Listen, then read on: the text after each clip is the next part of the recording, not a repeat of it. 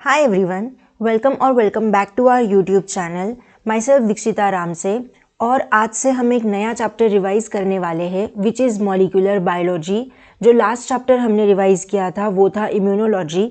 I hope कि आपको वो चैप्टर समझ में आया होगा और आपका अच्छे से रिवाइज हो गया होगा। तो जो हम चैप्टर रिवाइज करेंगे वो है molecular biology, the very very very important chapter जो सारे के सारे कॉम्पिटिटिव एग्जाम में पूछा जाता है। तो जो आज का लेक्चर है वो है हमारा बेसिक्स ऑफ मॉलिक्यूलर बायोलॉजी, जिसमें हम डीएनए क्या होता है, आरएनए क्या होता है, इनके बीच में बॉन्ड्स कौन से होते हैं, न्यूक्लियोटाइड्स हो गए, बेस पेयर हो गए, इन सभी चीज़ों के बारे में हम डिस्कस करेंगे। So let's start. सबसे पहले we all know very well कि डीएनए जेनेटिक मटेरियल होता है। At least majority of the organisms में डीएनए ही जेनेटिक मटेरियल होता है। और डीएनए और आरएनए दोनों किस में आते हैं? न्यूक्लिक एसिड में आते हैं। तो nucleic acid is the polymer of nucleotide. तो जो न्यूक्लिक एसिड होता है वो कौन कौन से मोनोमर से बना होता है? न्यूक्लियोटाइड। बहुत सारे न्यूक्लियोटाइड्स के मोनोमर साथ में आके जुड़ेंगे और फिर वो बनाते हैं न्यूक्लिक एसिड। न्यूक्लिक एसिड भी हमें दो टाइप का देखने को मिलता है लिविंग सिस्टम के अंदर। एक तो होता है डीएनए, सेकेंड होता है आरएनए। डीएनए की अगर बात करें तो DNA genetic material in most of the organisms में हमें देखने को मिलता है। DNA genetic material most abundant होता है। और अगर हम आरएनए की बात करें तो आरएनए हमें कुछ वायरसेस में देखने को मिलता है। और मोस्टली आरएनए कैसे फंक्शन करता है? एज अ मैसेंजर या फिर अडेप्टर या फिर कैटालिटिक मॉलिक्यूल की तरह ये काम करता है। आरआरएनए, एमआरएनए, टीआरएनए, ये आरएनए के टाइप्स होते हैं जिसको हम आगे देखेंगे। लेकिन अभी फिलहाल तो यही याद रखना है कि जो आरएनए होता है वो हमें कुछ वायरसेस में देखने को मिलता है। और मेनली आरएनए का क्या फंक्शन होता है कि एज अ मैसेंजर काम करेगा या फिर अडेप्टर या फिर कैटालिटिक। ठीक है। उसके बाद सेंट्रल डोग्मा होता है, एक central dogma of molecular biology, जिसमें डीएनए से जब डीएनए बनता है उस प्रोसेस को बोलते हैं रेप्लिकेशन। डीएनए से जब एमआरएनए यानी कि मैसेंजर आरएनए बनता है उस प्रोसेस को बोलते हैं ट्रांसक्रिप्शन। एमआरएनए से जब प्रोटीन बनते हैं उसको बोला जाता है ट्रांसलेशन। हम replication in prokaryote, eukaryote, transcription in prokaryote, eukaryote, फिर ट्रांसलेशन भी in prokaryote, eukaryote, gene processing, gene regulation, वो हम सारी चीज़ें आगे डिटेल में देखेंगे। लेकिन फिलहाल तो यही बेसिक है कि जब डीएनए से डीएनए बनता है तो उस प्रोसेस को बोलते हैं रेप्लिकेशन। जब डीएनए से एमआरएनए बनता है तो उस प्रोसेस को बोला जाता है ट्रांसक्रिप्शन। और जब एमआरएनए से प्रोटीन बनता है तो उस प्रोसेस को बोला जाता है ट्रांसलेशन। उसके बाद अगर हम डीएनए की बात करें तो डीएनए लॉन्ग पॉलीमर होता है डीऑक्सी राइबो न्यूक्लियोटाइड का। ठीक है, डीऑक्सी न्यूक्लियोटाइड का होता है पॉलीमर। अगर आरएनए होता तो वो राइबो न्यूक्लियोटाइड्स हो जाते वहाँ पे। ठीक है। उसके बाद length is the number of nucleotide और a pair of nucleotide present in it. हम डीएनए की लेंथ को कैसे मेजर करेंगे कि इसमें कितने नंबर ऑफ न्यूक्लियोटाइड्स प्रेजेंट है या फिर कितने pair of nucleotide base pair इसमें प्रेजेंट है, तो उसके हिसाब से हम कैलकुलेट करते हैं डीएनए की लेंथ। उसके बाद अगर हम देखें कुछ ऑर्गेनिजम्स के बारे में कि उनमें कितने बेस पेयर और न्यूक्लियोटाइड हमें देखने को मिलते हैं, ताकि हमें ये अंदाज़ा हो सके कि हर एक ऑर्गेनिज्म में same number of base pair या फिर न्यूक्लियोटाइड्स देखने को नहीं मिलते। तो अगर हम बैक्टीरियोफेज की बात करें, 5x174 भी बोला जाता है इसको, जिसके अंदर हमें सिंगल स्ट्रैंडेड डीएनए देखने को मिलता है। तो बैक्टीरियोफेज में हमें 5386 न्यूक्लियोटाइड्स देखने को मिलते हैं। अगर हम बैक्टीरियोफेज लैम्बडा की बात करें, जिसमें डबल स्ट्रैंडेड डीएनए हमें देखने को मिलता है, उसमें 48,502 बेस पेयर हमें देखने को मिलते हैं। अगर हम इसको किलो बेस पेयर में कन्वर्ट करें तो वो हो जाएंगे 48.5 किलो बेस पेयर्स। उसके बाद अगर हम ई कोलाई की बात करें, इस्चेरिशिया कोलाई, तो इसमें 4.6 × 10⁶ बेस पेयर्स हमें देखने को मिलते हैं। उसके बाद अगर हम ह्यूमन डीएनए के हैप्लॉइड कंटेंट की बात करें तो उसमें हमें 3.3 × 10⁹ बेस पेयर देखने को मिलते हैं। ठीक है। और अगर हम डिप्लॉइड कंटेंट की बात करेंगे तो वो 6.6 हो जाएंगे × 10⁹ बेस पेयर। उसके बाद हम देखेंगे अब पॉलीन्यूक्लियोटाइड चेन का स्ट्रक्चर। तो देखो, अगर हम न्यूक्लियोटाइड की बात करें कि न्यूक्लियोटाइड क्या होता है, तो न्यूक्लियोटाइड में मेनली 3 कंपोनेंट्स आते हैं। ठीक है। फर्स्ट होता है नाइट्रोजनस बेस, सेकेंड होती है हमारी पेंटोज शुगर और थर्ड होता है हमारा फॉस्फेट ग्रुप। ठीक है। First one is the nitrogenous base, pentose sugar and then phosphate group. अगर हम पेंटोज शुगर की बात करें तो पेंटोज शुगर डीएनए में होता है डीऑक्सीराइबोन्यूक्लियोटाइड और आरएनए में होती है राइबोज शुगर, ठीक है। उसके बाद अगर हम नाइट्रोजनस बेसेस की बात करें तो नाइट्रोजनस बेसेस हमें दो टाइप की देखने को मिलती है, एक तो होते हैं प्यूरिन, एक होते हैं पिरिमिडिन। तो प्यूरिन में भी दो नाइट्रोजनस बेसेस आते हैं, first one is the adenine और सेकेंड होता है ग्वानिन। और अगर हम पिरिमिडिन की बात करें तो पिरिमिडिन में 3 बेस पेयर्स आते हैं, CUT, क्यूट ऐसे याद कर लो, कट। तो C यानी कि साइटोसिन जो कि कॉमन होता है डीएनए और आरएनए में, यूरेसिल भी आता है पिरिमिडिन में जो कि हमें सिर्फ आरएनए में देखने को मिलता है थाइमिन की जगह पे, और अगर थाइमिन है तो थाइमिन हमें देखने को मिलेगा डीएनए में। तो जहाँ पे भी पिरिमिडिन की बात हो और आरएनए की बात हो यूरेसिल में, तो वो यूरेसिल देखने को मिलता है हमें आरएनए में, ठीक है। डीएनए में हमें क्या देखने को मिलेगा, थाइमिन, और आरएनए में हमें देखने को मिलता है यूरेसिल। तो ये रिप्लेस हो जाते हैं एक दूसरे से। उसके बाद अगर हम बात करें फॉस्फेट ग्रुप की, तो फॉस्फेट ग्रुप जो होता है ना वो लिंक होता है OH of the 5 prime carbon of the nucleoside. जो 5 प्राइम कार्बन होता है न्यूक्लियोसाइड का, उससे लिंक होता है हमारा फॉस्फेट ग्रुप। और किस बॉन्ड से वो लिंक होता है, बाय फॉस्फोइस्टर लिंकेज। कौन सी लिंकेज होती है उन दोनों के बीच में, फॉस्फोइस्टर लिंकेज होती है। और जो हमारा फॉस्फेट ग्रुप है, जो 5 प्राइम कार्बन जो है न्यूक्लियोसाइड का, उसके साथ जो कनेक्ट है वो बनाता है करस्पॉन्डिंग न्यूक्लियोटाइड और डीऑक्सी न्यूक्लियोटाइड डीएनए के अंदर, डिपेंडिंग कि उसमें कौन सी प्रकार की शुगर प्रेजेंट है।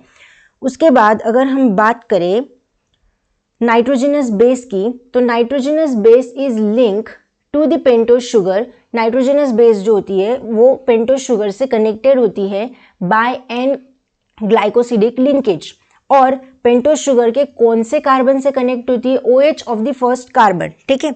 और फिर वो जाके बनाती है न्यूक्लियोसाइड को। और न्यूक्लियोसाइड भी हमें दो तरीके का देखने को मिलता है, फर्स्ट होता है डीएनए, सेकेंड होता है आरएनए। तो डीएनए जब पेंटोज शुगर के साथ वो जब कंबाइन होता है तब वो बनाता है डीऑक्सी एडिनोसिन, डीऑक्सी ग्वानोसिन, डीऑक्सीसाइटिडीन, डीऑक्सीथाइमिडीन। और जब वो आरएनए के साथ कंबाइन होता है तब वो बनाता है adenosine, guanosine, cytidine and then यूरेडिन।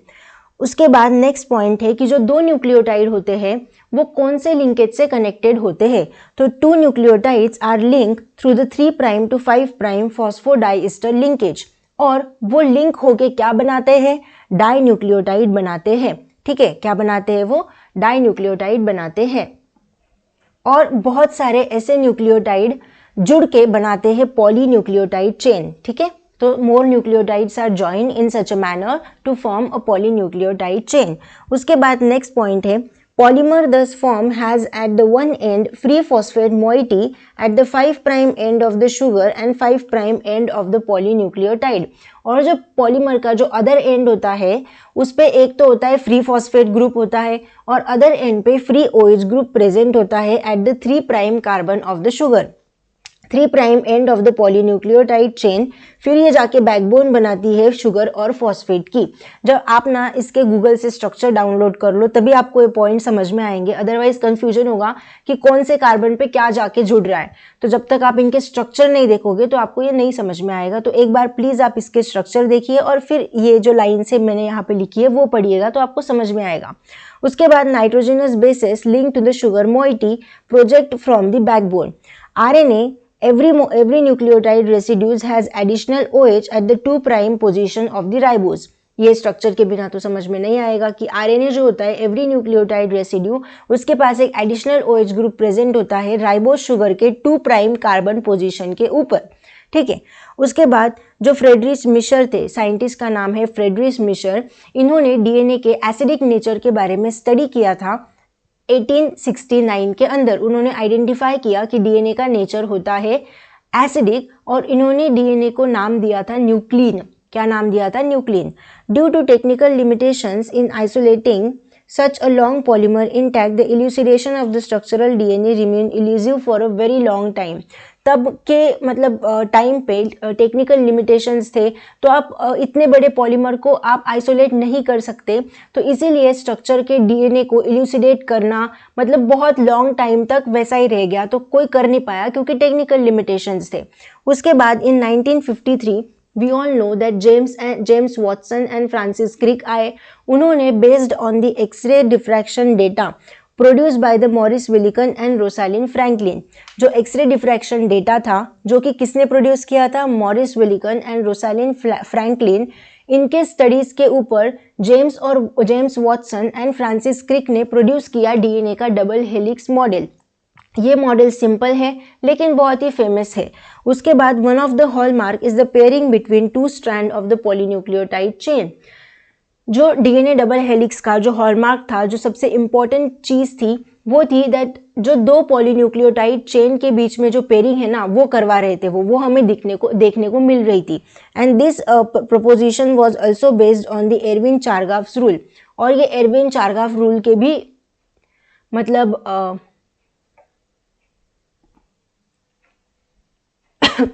तो ये एरविन चारगाफ रूल के ऊपर बेस्ड था, और एरविन चारगाफ का जो रूल था, चारगाफ्स रूल, वो मेनली डबल स्ट्रैंडेड डीएनए के लिए एप्लीकेबल होता है। आरएनए के लिए चारगाफ रूल एप्लीकेबल नहीं होता। तो चारगाफ रूल क्या कहता है कि A and T and C and G, मतलब ए और टी और जी और सी के बीच का जो रेशो है, इन दोनों के बीच का, वो कांस्टेंट होता है या फिर नियरली इक्वल टू 1 होता है।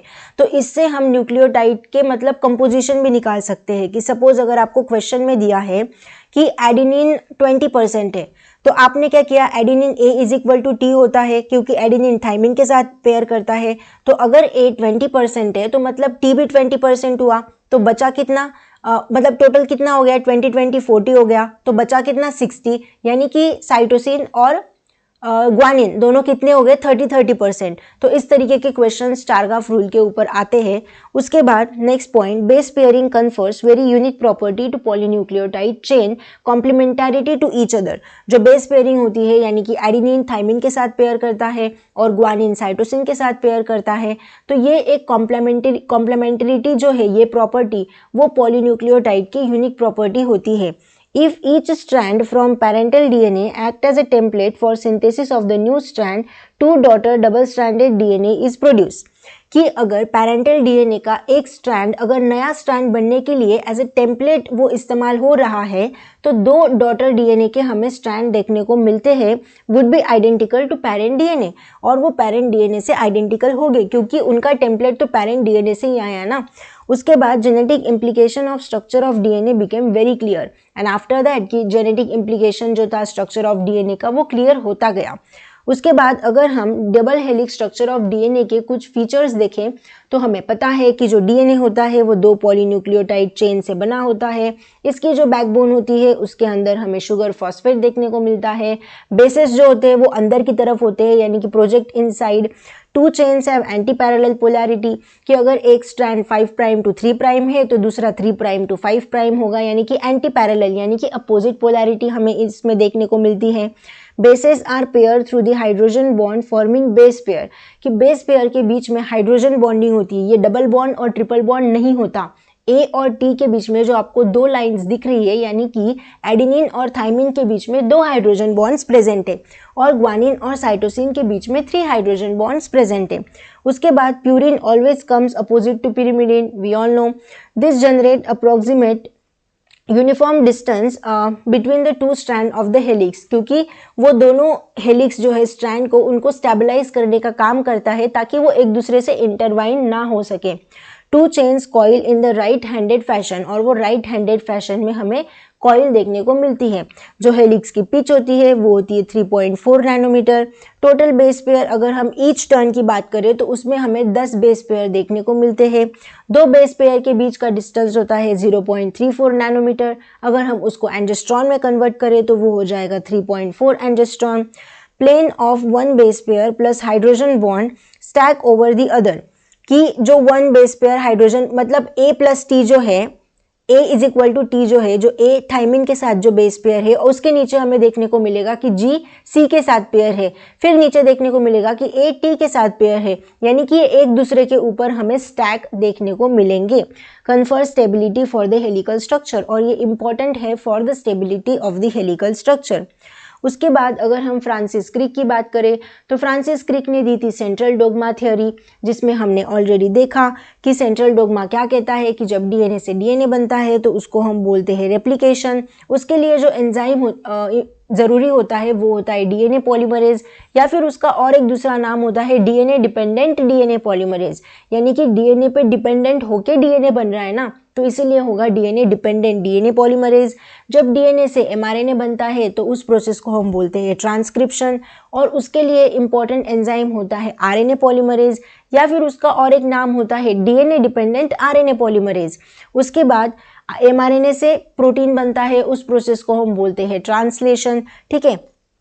उसके बाद और एक इम्पॉर्टेंट पॉइंट है कि कुछ वायरसेस में हमें रिवर्स ट्रांसक्रिप्शन भी देखने को मिलता है, यानी कि आरएनए से एमआरएनए से डीएनए भी बनता हुआ दिखता है, उस प्रोसेस को बोलते हैं रिवर्स ट्रांसक्रिप्शन। और उस प्रोसेस में जो एंजाइम इम्पॉर्टेंट रोल प्ले करता है वो होता है रिवर्स ट्रांसक्रिप्टेज। उस एंजाइम को हम ऐसे भी बोल सकते हैं आरएनए डिपेंडेंट डीएनए पॉलीमरेज, क्योंकि आरएनए पे डिपेंड होकर डीएनए बन रहा है, ठीक है। तो ये एक इम्पॉर्टेंट बात है कि वायरस में हमें रिवर्स ट्रांसक्रिप्शन भी देखने को मिलता है। और ये तो हो गया आज के लेक्चर के बारे में, जिसमें हमने बेसिक्स डिस्कस किए, सेंट्रल डोग्मा देखा और पॉलीन्यूक्लियोटाइड चेन का स्ट्रक्चर देखा, और देखा कि वो, मैं फिर से आपको बोल रही हूँ कि जब तक आप इसके स्ट्रक्चर नहीं देखोगे आपको समझ में नहीं आएगा कि कौन सा बॉन्ड कहाँ पे जाके जुड़ रहा है। तो प्लीज़ एक बार गूगल से डाउनलोड करके देख लीजिएगा। बाकी फिर हमने देखा डबल हेलिक्स स्ट्रक्चर के कुछ हमने फीचर्स देखे, एंड या that's it for today's lecture. बहुत ही बेसिक सा लेक्चर था। Thank you so much for watching. मिलते हैं हम नेक्स्ट लेक्चर में। आई होप कि आपको समझ में आया होगा। या that's it for today's lecture. Keep achieving, keep learning, keep thriving. Bye and take care. You can support my channel by scanning this QR code via UPI. Any small contribution means a lot to me and helps me continue creating content. Thank you so much for your support.